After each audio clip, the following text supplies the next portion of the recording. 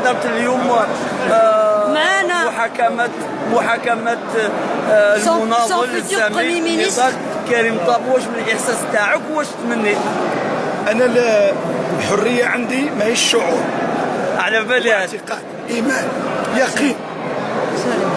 La liberté chez moi, c'est une conviction, c'est un engagement, c'est une certitude.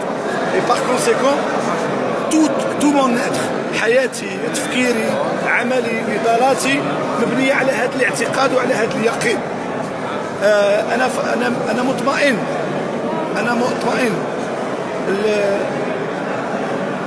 أخي وصديقي ورفيق النضال والصراع كريم قادر على أن ماشي يحرر نفسه، هو قادر على أن يحرر الآخرين أيضا. أهم شيء هو مش بيحرر نفسه لأنه هو حر، ولكنه سيعمل أيضا على تحرير الآخرين. ونحن هنا اليوم ربما كجزء من شعب، ولكن تعبير عن إرادة تاريخية في الحرية، مش في التحرر، في الحرية. في تاريخنا الطويل فيه رجال ونساء وعباقرة وأبطال دائما قاوموا، ولكن للأسف الشديد كلما نصل إلى مستوى تحقيق مبدأ الحرية إلا وتحدث هناك انتكاسة ونتنازل عن الحرية. Ça me rappelle rapidement, ça me rappelle André Gide dans L'Immoraliste. Il est plus facile de se libérer, mais il est plus difficile d'être libre. Nous sommes des hommes libres à condition qu'on transforme notre sens de l'engagement, de la résistance, de la libération en liberté. احنا يقولوا اما امازيغ الناس كلها متفقه على اساس انهم نظام ليبر. Je me pose la question et je vous la pose. Quand est-ce que depuis 30 siècles on a été réellement des hommes libres? Il faudrait passer d'une représentation mentale de la liberté au principe de vivre, c'est-à-dire de faire de la liberté un atout de changement permanent, un atout de fondation d'un État moderne, d'une société moderne, c'est-à-dire d'un homo algérianus nouveau. La liberté, c'est la transformation permanente de l'homme, de l'histoire, de l'État, de la société. هذا هو. متى كنا أحرار ونحن نسمى إمازيغ. احنا دائما قاومنا من أجل التحرير، لكن دائما حينما نصل إلى مستوى الحرية نتنازل عن حريتنا، إما الاستعمار أو الاستبداد. والاستعمار والاستبداد وجهان لعملة واحدة. الوطن، التاريخ، الإنسان، الكرامة الإنسانية تتلخص في كلمة واحدة، هي الحرية، وهي التي تحدد العقل، هي التي تحدد الإرادة، هي التي تحدد التطور، هي التي تصنع التاريخ، تاريخ المستقبل. حان الوقت أن لا نتحدث كثيرا عن الماضي، بل نتحدث عن كيف نصنع تاريخ المستقبل. Comment doit-on ensemble forger l'histoire de demain. وربي يوفق ان شاء الله. وسلم لي على خوتنا في تيزي وزو، ومن خلال تيزي وزو سلم لي على كل الجزائر. ما تنساش بجايه، وما تنساش الجاليه الجزائريه في الخارج، كل الجزائريين كل بخير. Le rôle joué par notre diaspora, il a qu'un.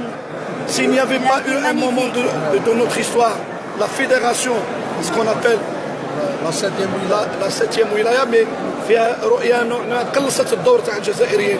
لا فيدراسيون اللي فلنا الانترناسيونال بكري ما كانتش فقط في فرنسا، كانت في اوروبا، كانت في كثير من البلدان في العالم.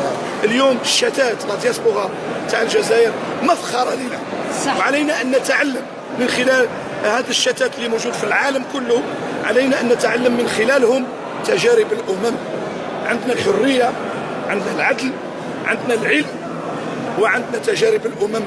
الانسان اللي ما يناضلش من اجل الحريه، من اجل تحقيق مبدا العدل، وما ياخذش بعين الاعتبار اساس العلم واساس تجارب الامم، مانيش عارف انا كيفاش يصنع من نفسه امه، كيفاش يصنع من نفسه يعني دوله او شعب او مجتمع الى اخره. الحريه، العدل، العلم، تجارب الامم. ولنتواضع امام البشريه، نتواضع شويه. احنا رانا متخلفين تخلف عظيم في عمر 25 قرن. علينا ان نتواضع، نتعلم من العلم، نتعلم من تجارب الامم، ونناضل من اجل الحريه، لان الوطن هو الحريه. الحريه هي الوطن والوطن هو الحريه.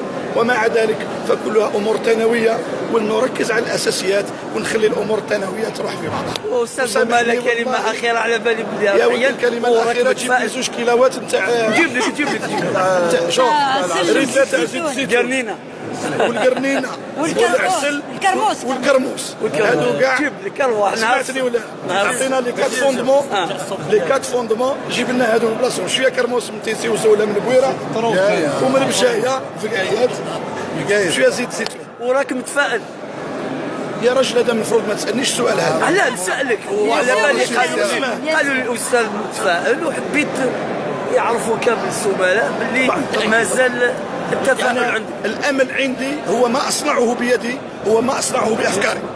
L'espoir pour moi c'est ce que je fabrique par moi-même, par mon intelligence, je veux dire l'intelligence collective, par la volonté collective, la volonté de la puissance.